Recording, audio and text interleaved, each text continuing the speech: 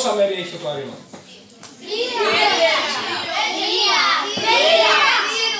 1, 2, 3, 4, 5.